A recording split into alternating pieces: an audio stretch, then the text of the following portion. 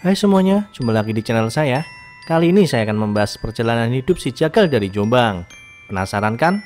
Langsung saja kita simak. Sebelum lanjut, jangan lupa klik tombol subscribe di bawah dan klik tombol lonceng untuk update video terbaru dari DTTV. Oke, lanjut. Ada banyak peristiwa penting di Indonesia sepanjang tahun 2008, mulai dari kematian diktator Orde Baru Soeharto hingga serangan kekerasan bermotif kebencian terhadap aliansi kebangsaan. Tak ketinggalan, 2008 juga menjadi saksi bagaimana publik Indonesia digegerkan oleh kisah pembunuhan berantai yang melibatkan Rian Jombang. Pada April 2009, Majelis Hakim Pengadilan Negeri Depok menjatuhkan vonis hukuman mati kepada Rian. Menurut keterangan Majelis Hakim, Rian terbukti bersalah atas pembunuhan berantai dengan 11 korban. Kasus Rian Jombang adalah gambaran tentang cinta buta, tuntutan ekonomi, serta tercorengnya wajah kepolisian. Kasus Rian pertama kali terkuak pada Juli 2008 ketika 7 potong tubuh manusia dalam 2 tas serta kantong plastik ditemukan di dekat kebun binatang Ragunan, Jakarta Selatan. Potongan tubuh tersebut diketahui milik Heri Santoso 40 tahun, manajer penjualan di sebuah perusahaan swasta. Heri adalah gebetan Rian yang dibunuh di sebuah apartemen yang terletak di kawasan Margonda Raya, Depok. Keputusan Rian untuk menghabisi Heri didorong oleh faktor cemburu. Suatu hari sebelum pembunuhan, Heri datang ke apartemen Rian. Setibanya di sana, Heri melihat foto Noval, pacar Rian. Heri yang tertarik dengan ketampanan Noval menggoda Rian agar merelakan sang kekasih agar tidur ke dengannya. Mendengar celetukan tersebut, Rian langsung murka. Keduanya lantas terlibat adu mulut sebelum akhirnya berlanjut ke baku hantam. Merasa terdesak, Rian pergi ke dapur dan mengambil pisau dan menusuk Heri tepat di ulu hati.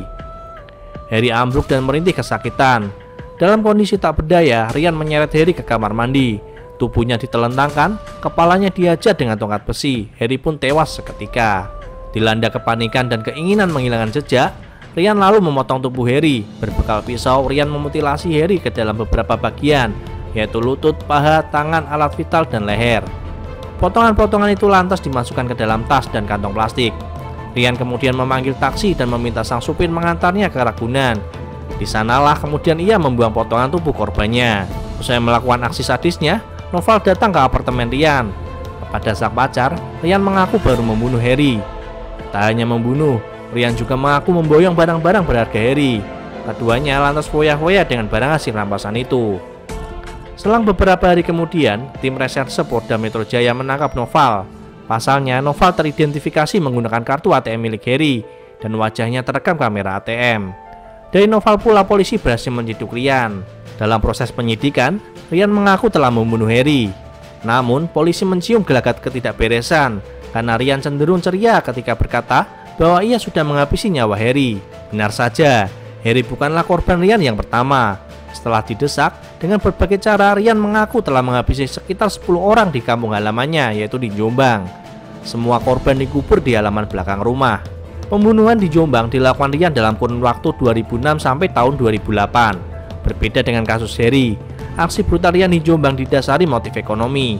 Walaupun ada beberapa kasus yang dilandasi alasannya lebih personal. Pola pembunuhan yang dilakukan Rian di Jombang adalah sebagai berikut. Rian bertemu korban di suatu tempat dan mengajaknya ke rumah.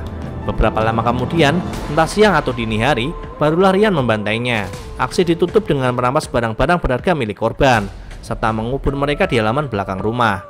Mayoritas korban berhasil dibawa ke rumah Rian karena terpikat dengan rayuannya.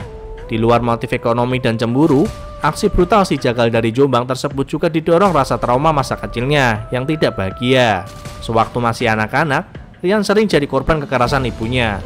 Pengalaman itu membuatnya memendam kebencian terhadap sang ibu yang bertahan hingga ia dewasa, dan akhirnya disalurkan lewat hasrat membunuh. Yusti Probowati Rahayu, psikolog asal Universitas Surabaya yang memeriksa kondisi psikologis sang Jagal, mengatakan bahwa kepribadian Rian sangat manipulatif. Rian, kata Yusti, mudah berbohong, agresif, tidak mudah ditebak, egosentrik, dan jika menginginkan sesuatu, ia tidak melihat dari sisi moral. Orang seperti Rian itu justru berbahaya karena tidak bisa dideteksi. Berdasarkan pemeriksaannya, Yusti juga menyebut bahwa sosok Rian agak obsesif dan kompulsif. Apabila ia punya keinginan terhadap sesuatu, ia akan terus memikirkannya bagaimana cara mendapatkannya. Karena itulah sekali saja ia tak ketahuan membunuh, dia akan membunuh lagi dan lagi, akhirnya keenakan. Nah, di sisi lain, kasus Rian Jombang ternyata mencoreng wajah kepolisian karena sempat salah tangkap. Salah tangkap ini terjadi kala polisi sedang mengusut mayat korban bernama Aldo. Dalam kasus itu, polisi menciduk 3 tersangka, Imam Hambali alias Kemat, David Eko Priyanto, dan Maman Sugianto. Ketiganya adalah warga desa Kecamatan Perak, Kabupaten Jombang. Kasus salah tangkap tersebut bermula dari laporan warga yang menemukan sosok mayat tak dikenal di kebun tebu di Dusun Beraan, Desa Bandar Kedungmulyo, Jombang.